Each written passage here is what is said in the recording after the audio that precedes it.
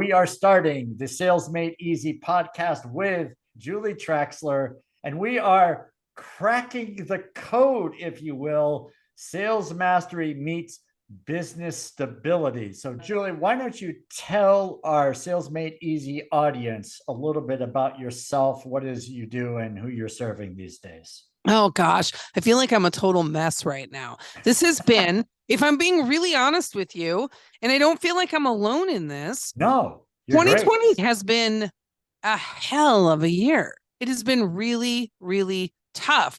But I'm not one of those people who typically shows up on social media talking about how hard it is to be an entrepreneur, because I just assume that everybody knows that it's a hard path to take.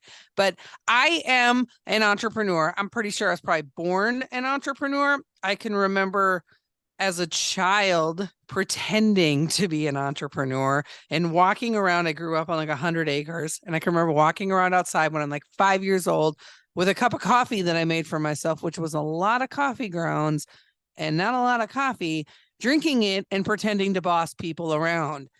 And I wish that that's what being an entrepreneur looked like, because I don't get to boss anybody around. Everybody bosses me around. I have my company is called Maverick Mentors, and I do a lot of coaching and mentoring, and I also do consulting. I have a really deep background in mergers and acquisitions. I spent, over a decade doing mergers and acquisitions work for corporate America, for the man, if you will. Mm. And, finally decided I'm just going to go out on my own and do my own thing as a direct result of the pandemic. I work with small businesses, solopreneurs, entrepreneurs, and I'm pretty well versed in a lot of business things because of my M&A day, but where I really like to focus is helping people with business stabilization and, helping them to build up that recurring revenue so that they can scale their business. Yeah, it's really good. And I just love the how genuine you are, and I'm just totally at ease here. And it's fun where you don't have to be totally stressed out and saying I'm looking for perfection. Sometimes, not that I've had any of those guests, but some people are so nervous about being on a podcast or doing a LinkedIn event, and it's just that uptightness is contagious, unfortunately, right? Because I'm not worried about me, I'm worried about the other person. Then I do more worrying about them than needs to happen. So the fact that you're so chill is, a woman after my heart on that, because I totally can appreciate where you're coming from. So this thing that we're talking about today, about business stability.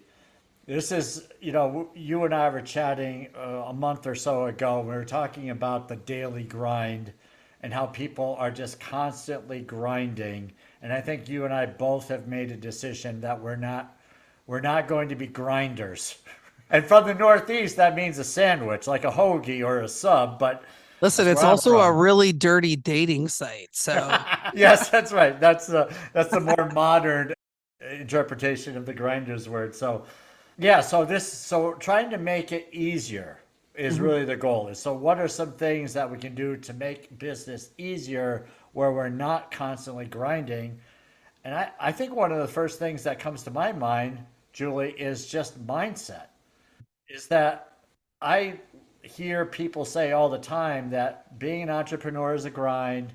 I come from the sales side of it, and I hear all the time that you have to grind to be successful in sales. And one time I realized it's like, I don't like the idea that I have to grind. To me, a grind is something you don't enjoy doing, but you have to do it anyway. And you spend a lot of time doing this. I don't know if I want to be in a place where I don't enjoy it. So what's your thought on this? Well, I love what you said about the grind, because I also don't enjoy the grind. I think there was a time in my life when I did, when I wore that as a badge of honor, right? Yeah. Now, not so much.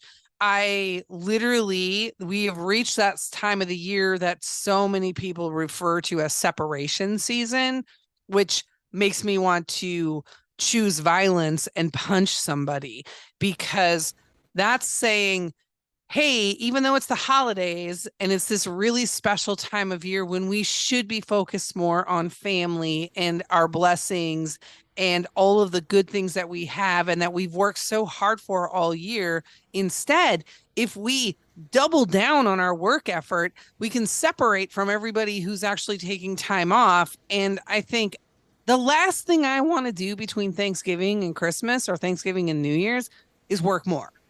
I want to find Mm. ways to work less. And you know what allows me to work less? Having a stable business, having predictable monthly recurring revenue. And so, yeah, no, I'm not here for the grind at all. There was a time in my life that I was, but I am not. I'm not here for it now. Yeah. And, I think some of us have to experience that. Years ago, I was in Washington, D.C., and I was driving anywhere from 90 to 120 minutes each way to get into the office. And I felt like I was ahead of the game. I was living outside of DC in suburbia. I was in the nation's capital, and it was awesome. And then one time I'm making this commute back home saying, what am I doing?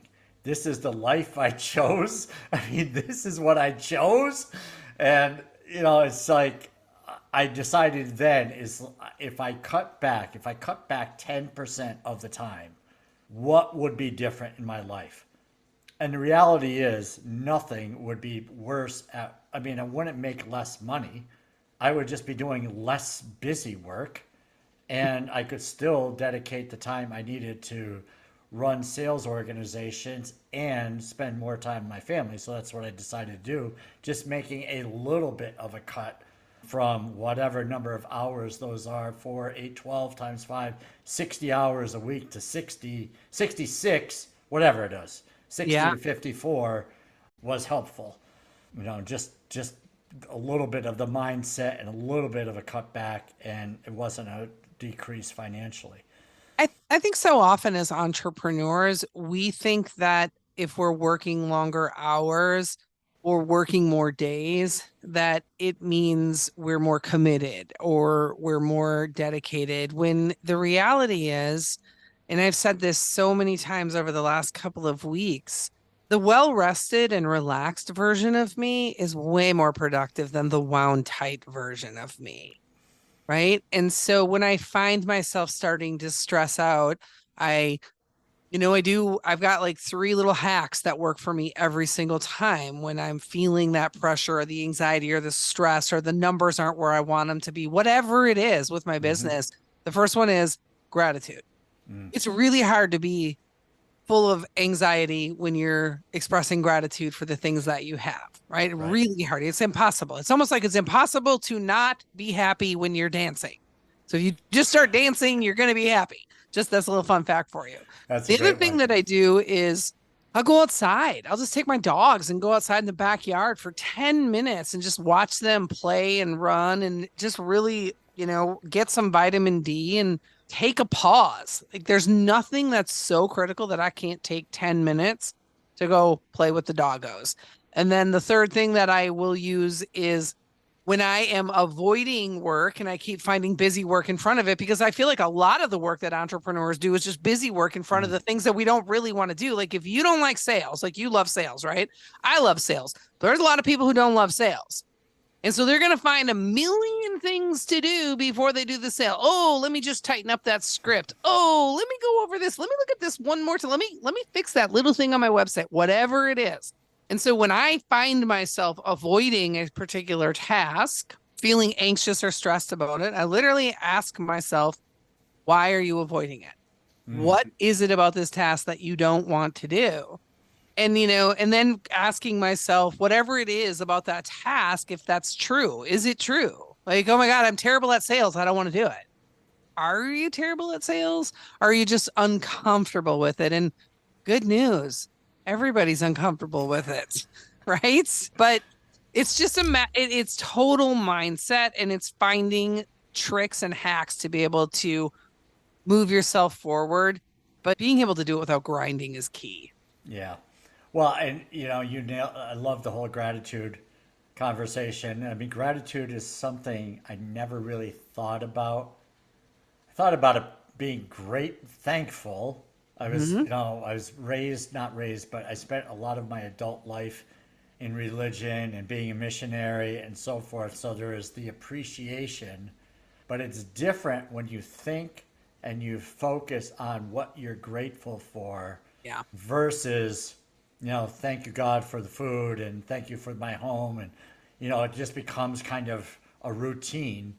But when you can go into moments of gratitude and think about your fingertips, right? I mean, it's just crazy things. Like my toes are touching the ground and I'm moving my feet and I feel my toes in the grass. Silly things that you can just start thinking about, that there's so much to be grateful for that you really can't run out of it. And like you said, you cannot be in a moment of gratitude and be griping about, what's the future like, Right. where we get lost in that. So Right. yeah, I love that stuff. So okay, what was your thought here? I was just gonna say, I think that being it's easier to be an entrepreneur. It's easier to do life in general, I think, when you have faith, when there's something bigger than you that you're believing in. It becomes much easier, right? And when you look back and you think about the role that perhaps providence has played in your life, right? So when I start to think like, oh God, nothing is ever going to work out, right? Like I had a month in, I had a single day, and I think we've talked about this before. I had a single day in March where I lost 60% of my recurring revenue, my monthly recurring revenue. And I thought, I can remember I couldn't even speak after it happened. I was so absolutely, I was just beside myself. I thought, oh God, I'm going to go out of business. I'm not going to be able to pay my employees, blah, blah, blah, all these things. And in that moment, and it took a couple of days for me to pull myself out of it. But, now I look back and I think how frequently Providence plays a role in where we go with, our businesses, our lives, whatever it is. But, things, in my opinion, things always work out exactly how they're supposed to. Always. Yeah. And even though it maybe really feel very heavy and burdensome, in the moment, there's going to be a point when you're going to look back and say, oh, I know why that worked out like that now. Yeah, I mean, the longer you live, the more you see that. Yeah. And I so love it in the sense that I don't know if it's true with you, but I may have compared myself once or twice to others. And it's like I never compared myself to people who are just starting out. I compare myself to people who are like 10 years ahead of me. And it's like, how do they have it so easy? How do everything they touch turns into money and I have to struggle? Then it's like, hello, stupid. They had to start out somewhere as well. And they had to go through their journey. And you're going through yours, or I'm going through mine. And it's like these lessons I get to share, right? Just like you're just like, well, why did I go through this thing where in a day I lost 60% of my business, my recurring revenue? Well, now you have a story to share, and you can help someone else through it, and Mhm. you can help yourself prevent that in the future by doing things that you've learned since then. And so there are all these lessons that come at us, and when people are in despair, because sometimes it does get harder than we anticipated, just learn, just take in the lessons is the way I look at it. It's just, okay, God, you're teaching me something here. I'm going to open up my mind to what this is, and it's typically I can take this story and help someone else. Is the way I look at it. It's What's your so thought? funny that you say that because I literally just did a social media post this morning and we had no idea that our conversation was going to go in this direction, Right. but I just did a social media post this morning on LinkedIn and Facebook where I just have this one. I don't have a lot of rules in my life, but I have one rule that I'm very rigid about, and it's that I never ever try to wish time away. I never wish time away. I Mm, never wish that it was, Thanksgiving so you could get to the really good meal. I never wish for the holidays, for a big wedding, for a vacation. I don't wish that that time was here because, as we all know, but sometimes forget, we don't know how much time we're going to get here. mm, So wishing time away to me just like really it seems very, very selfish, and it seems also like you don't understand from the bigger picture that you're not even promised tomorrow. So yeah, I can anticipate a vacation or a holiday, but I don't wish the days away.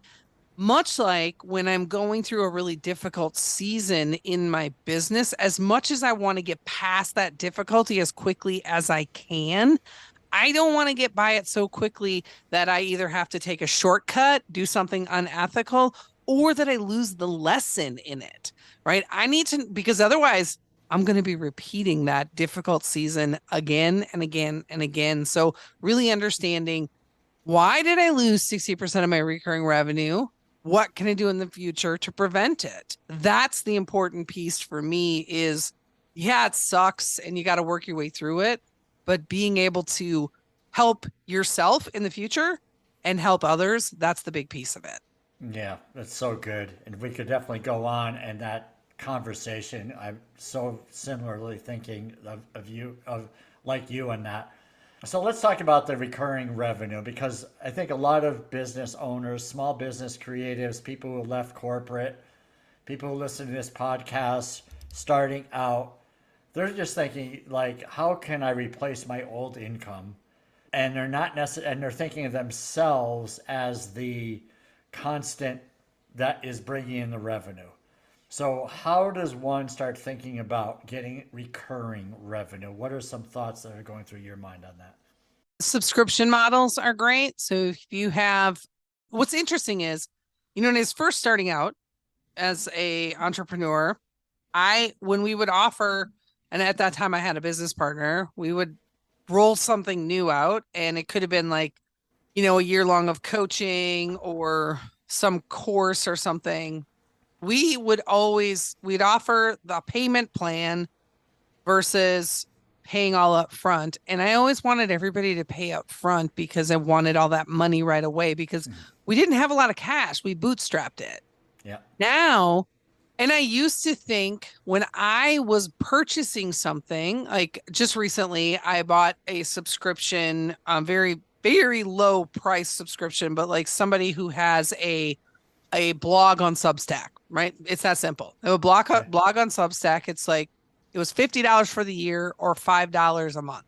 Neither one of those are big cash money, but now I'm so much more committed to the concept of the recurring revenue. And as a small business owner, knowing how that can stack up so quickly, I'll take the monthly payments. It's easier and cleaner to just pay it all up front, but it's also more beneficial, I think, to business owners to be taking the recurring piece of it. So that's what I typically do at this point, is do recurring so that they have numbers on their recurring revenue. So it could be a subscription. It could be, honestly, you can write a blog, $5 a month. That doesn't feel like a lot, but that adds up if you get enough. Sorry, I was like, what is that noise? And you probably don't hear it, but I hear it very clearly. It's my dog trying to dig a hole in the floor. But, or you could create courses or, like this, just here, we're doing this conversation here. You could, in theory, turn this into, if we have good enough lessons in it, you could turn this into a paid, webinar that you could then resell for, I don't know, $19, $10, whatever, $9.97. It doesn't matter. But the more things that you have in your library of services or products that you can sell that are going to contribute to that recurring revenue. So there's a lot of different ways to approach it. Payment plans, subscriptions to blogs or things like that, courses, like, and all in where this is a really good one. I've seen a lot of people use this effectively. So let's say you're a coach, let's say you're a sales coach, right? And you put out these different masterminds throughout the year, and you put out these different, like, 2 or 3 week courses that people can join. You can sell an all-in model where literally somebody pays you, they're committed for 12 months, and they get everything that you put out during that year. So now you're more incentivized to put out more stuff, but you've got this recurring revenue that's coming in from people that they've already bought whatever it is that you're creating. They're already in. Gotcha. Yeah. I mean, so it's not, it goes way beyond just the service.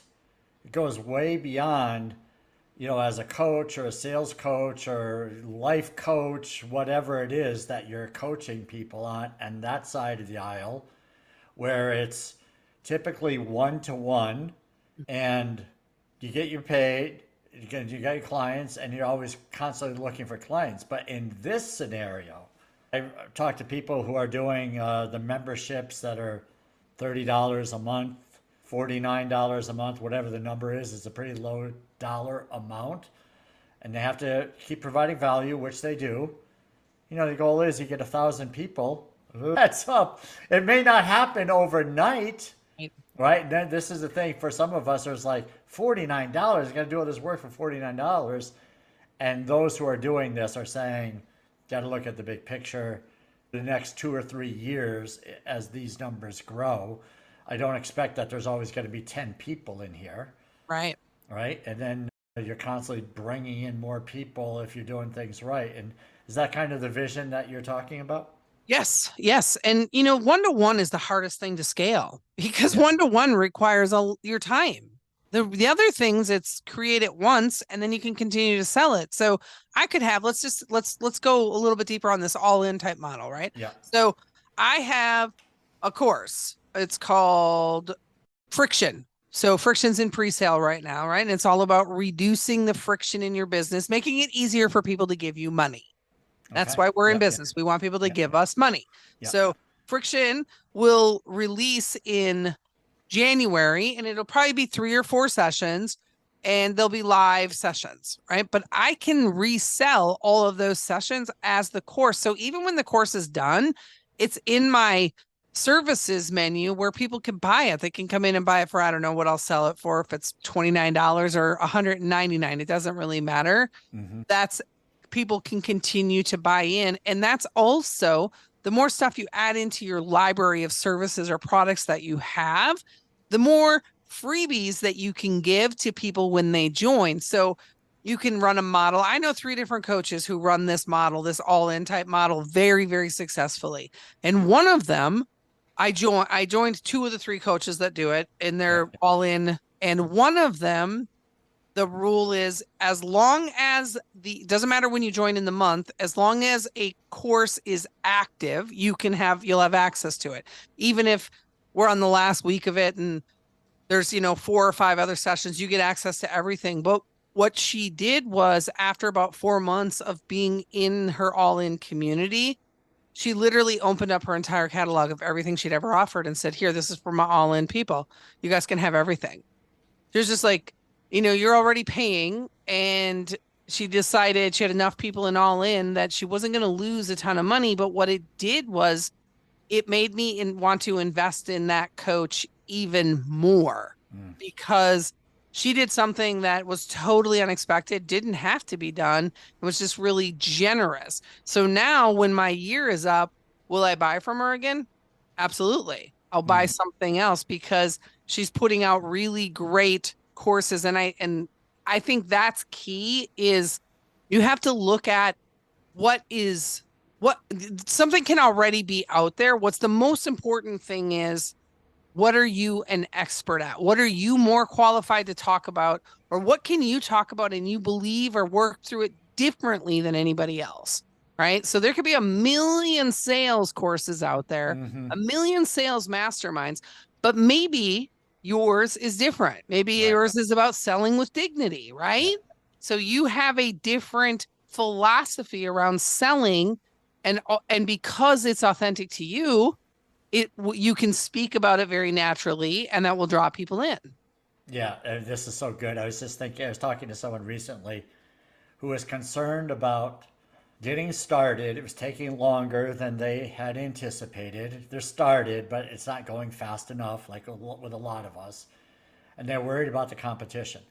And they were saying things along the lines of, I have to get this going or I'm going to miss my window of opportunity. And I chuckled. It's like, you're not creating an iPhone. I didn't say this. You don't have the new iPhone. You don't have something that's going to change the world. You are going to be a coach, and your main topic is a word that is commonly used in the dictionary and in our everyday speech.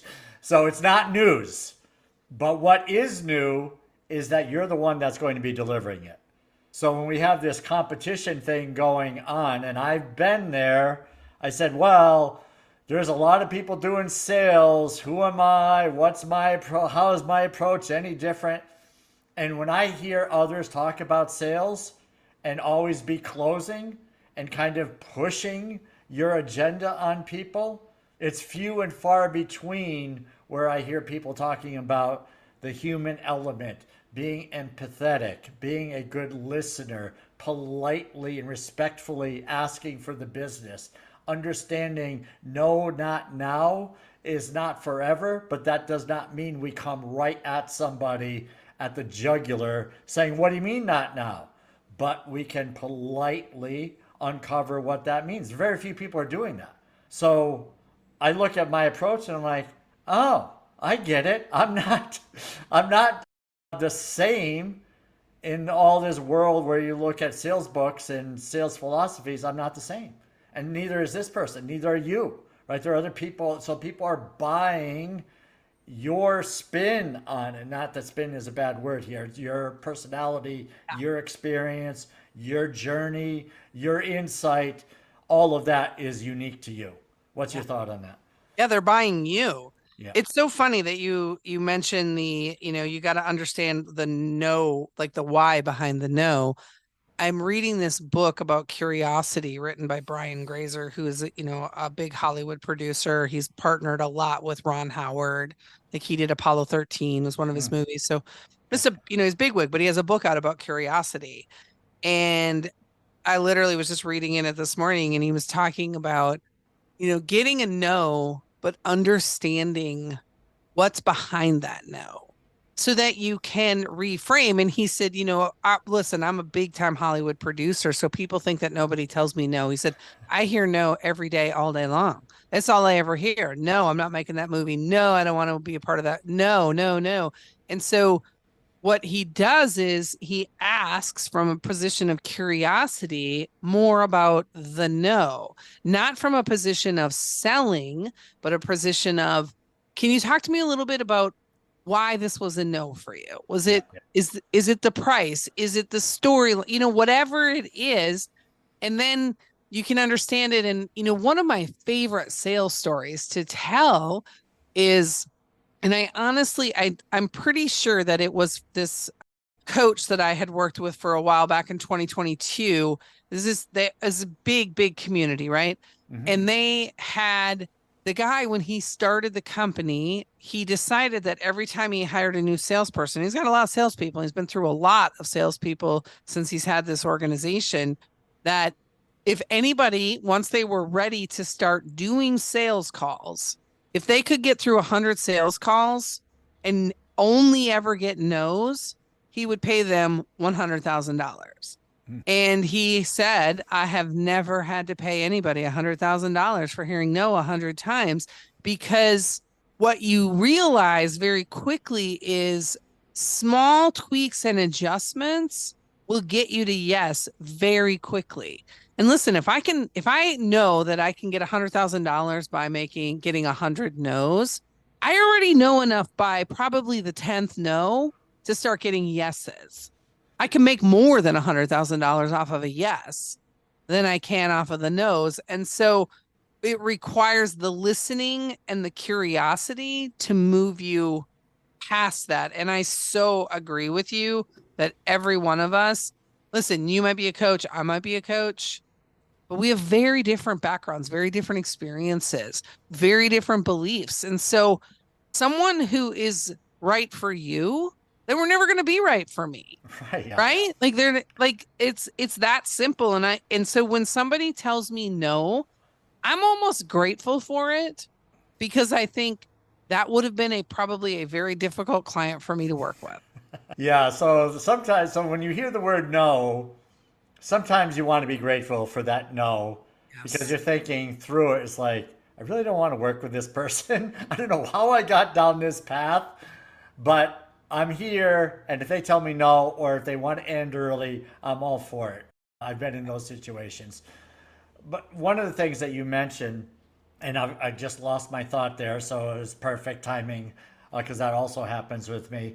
And I used to get nervous about it, but like if someone doesn't like what you're, I'm going to reframe this question, go back to what you're saying. If they don't necessarily want to work with you, doesn't mean they don't have the issue. They want to work with someone else. Mm-hmm. Same is true in reverse, right? And this is, I think, is a struggle, challenge, whatever the word is, for people who have come out of hyper competitive environments like me. So competition was fierce. And I never had the idea that I was going to work with my competition, that there was opportunities to collaborate with the competition because they would slice and dice you and take your accounts. And this is the world I was brought in. Super, you step on the competition's neck, right? This is the world I was in. Mm-hmm. And I come into this world of, coaching and collaboration, and I love collaboration. I'm just not used to it, right? So especially with people who are doing the same or similar things. Sounds like you're a collaborator and you get this. I'm just jumping. We've never gone down this path, but what's your thought on this? Is being in the same space with people who do similar work with you and not feeling like you're stepping on their toes or that you're taking their clients or something along those lines. Yeah, I'm super respectful of other people in terms of the, I'm not a client stealer, right? I think where I give all of my clients, anybody who's reading what I'm doing, following my followers, people that I'm connected with, I start from a very basic assumption that they're all really highly intelligent people and that they know who they want to work with, right? And listen, coaching, like we're small communities, right? You have pockets of other coaches that And so, if someone really needs a sales coach, while I love sales and I'm good at sales, I'm not the person that should be coaching anyone on sales. I would say, hey, do you want to take that one, Harry? Because that's not really like, let me make this introduction. I just did it yesterday. I had somebody who really wants to partner with med spas. And I don't know anything about med spas, but I know somebody who has a lot of med spa clients. And so I was like, let me make that connection for you because, if this person ends up being able to partner with them, then everybody wins. The clients win, both of my friends win. And I'm really interested in, I just believe everybody can win. I don't believe that business has to be cutthroat. And I think that, people can self-select. And like we've talked about before, I'm a Christian who curses, right? So if people don't like the cursing or don't like the Christianity, I'm probably not for that. But I'm not gonna alter who I am just to get business because that feels slimy and really inauthentic. Yeah. So I love what I'm hearing again. People are they're smart enough to make their own decisions, right? You don't have, it's like if they're raising their hand and you're in a group, and the way I'm looking at this is that if you're in the same larger group, not everyone's going to work with the group facilitator or the group lead. Like there are some Facebook groups or LinkedIn groups that have tens of thousands of people in it. The person that started that group wanted a community, would love, and I'm sure it gets a ton of business out of that group, but not everybody. Right. People are in that group getting content, people in that group out of curiosity, but then they have a conversation with someone like you and say, yeah, I'm striking a chord here with you. What's it look like to work with you? Right. Well, what do you do at that point? It's not like, hey, I'm going to tell the group facilitator that I'm going to give them the referral. They have the connection with you. But if it's something that's not in your space, and this I think was a challenge for some in the beginning, is that they don't know how to differentiate and say, yeah, I'm not really good at that. Or that's not an area where I can really provide any real value. But this person to my right sure can. And if I give a referral, is my family going to starve? Right. So well, if your family's going to starve from a referral, you might want to consider getting a different job. Yeah, it's You know like what I go mean? get a job, right? Take the pressure off, Yes. right? Yeah. Yeah, because you're too needy if that's what you're thinking. Right. And I hear this all the time is that, and nobody wants to hear, and look, you got to put food on the table. And if the food is not there and you're needy in front of prospects, then you need to get the job at Home Depot or Walmart or do something in a corporate space for, part-time, something to get you take the pressure off because you can't act needy in sales because it's not going to work out. It's People will pick up on it. really hard to be an entrepreneur when you are stressed all the time over money. It's hard because Yeah. all you're ever thinking about is where's that next dollar going to come from? And that, we all know people who come across like they have commission breath all the Yeah. time. Yeah. And nobody wants to work with those people. Exactly. And it's funny, but what's glorified often are the stories of people who are eating ramen noodles and they were able to make it out of that. That does not mean that's you who's ever listening, because that person may not come across as needy. And maybe they don't care if they eat ramen noodles. But if you're stressing over ramen noodles and you come across needy, you cannot compare yourself to that other person, right? You have to know yourself and you ask somebody that you respect and say, am I coming across as needy? Yeah, right. It's like you need to put money on put money in your checkbook somehow, because Mhm. that will take the pressure off, and then you can serve the people you want to serve without that kind of pressure. That's my take on it. What's your thought on that?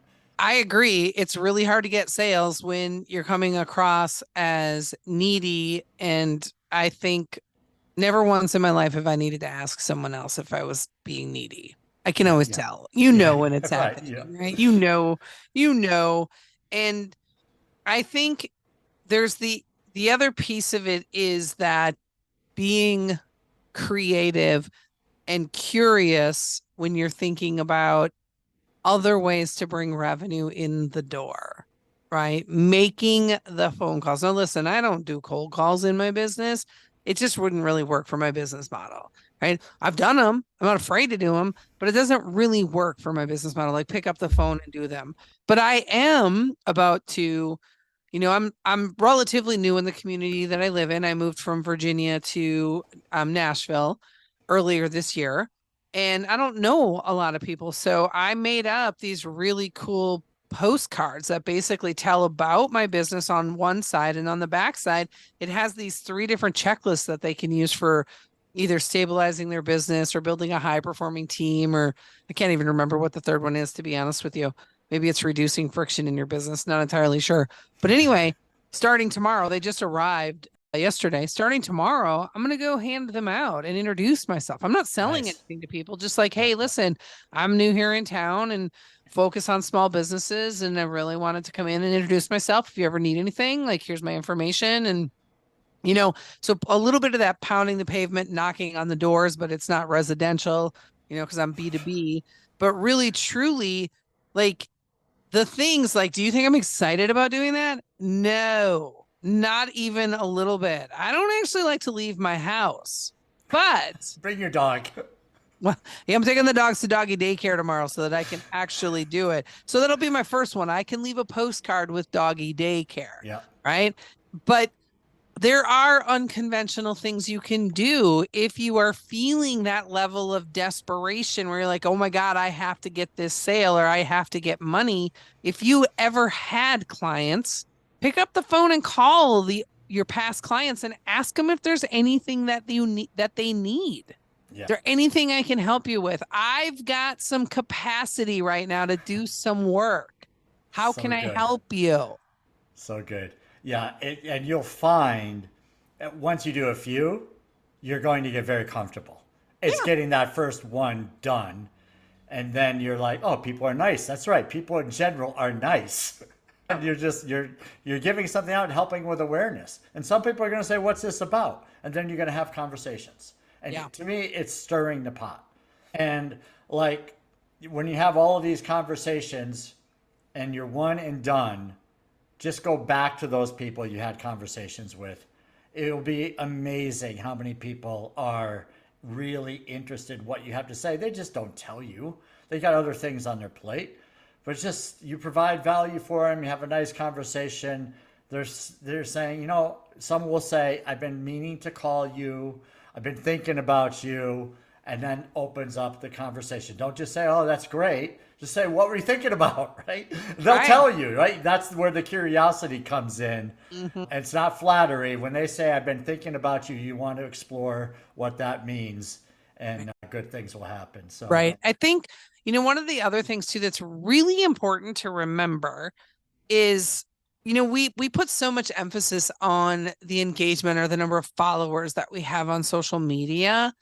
I can tell you with, very close accuracy, 80% of the business that I've ever gotten, they never liked or engaged on a single post on social media, but found me through social media.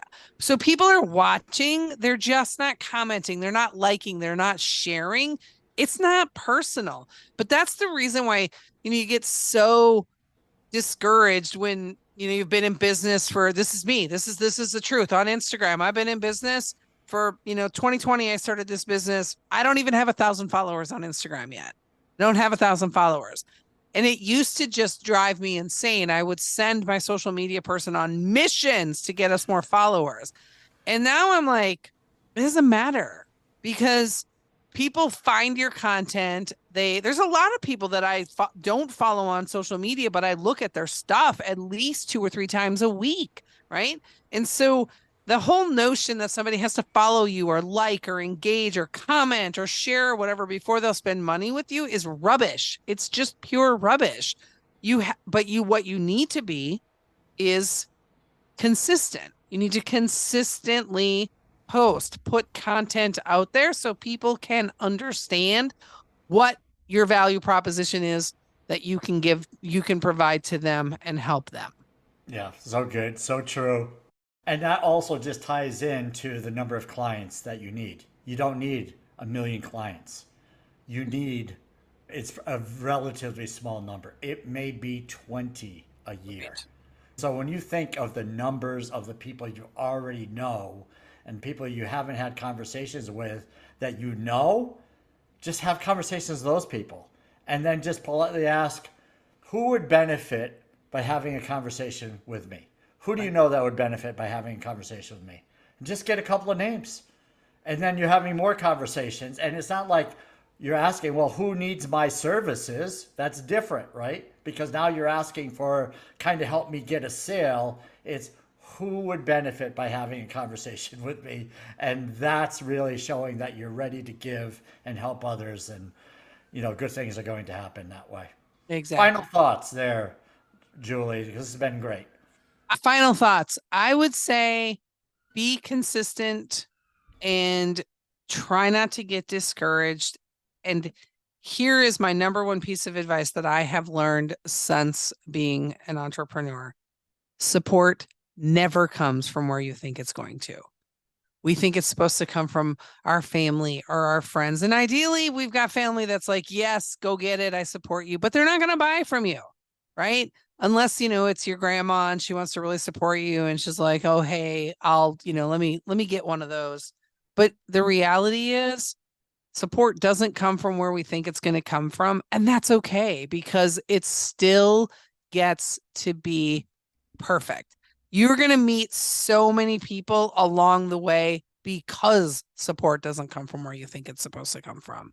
And you're just going to, a year down the road, your community will look entirely different and it will be better, but you will still have those friends and family. But because you didn't put pressure on them to buy from you, your world looks a lot different.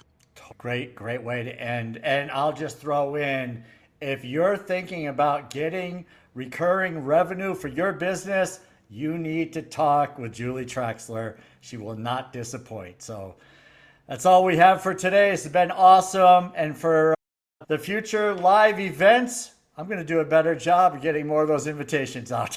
Me too. Thanks so much. But we made the best of it. This has been great. Thanks, Julie. Thank you. That was good.